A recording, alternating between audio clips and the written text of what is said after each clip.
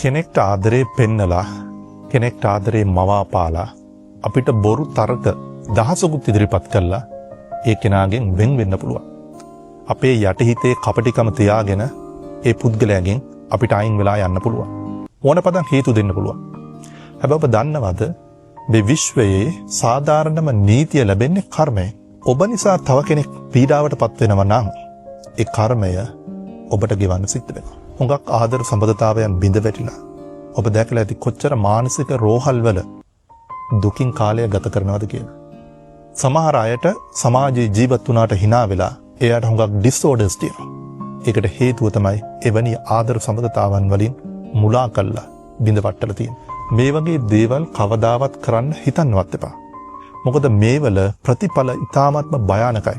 එවැනි දේවල් කරන කලට මිහිරි වුණාට ඒවයි ප්‍රතිඵල ලැබෙනකොට ඉතා විශාල ලෙස පීඩාවට පත් වෙනවා. ඒක නිසා ඔබ හැමතිස්සෙම මේ ස්වභාව ධර්මයේ තියෙන නීතිවලට අනුගත වෙන්න, අවංක වෙන්න.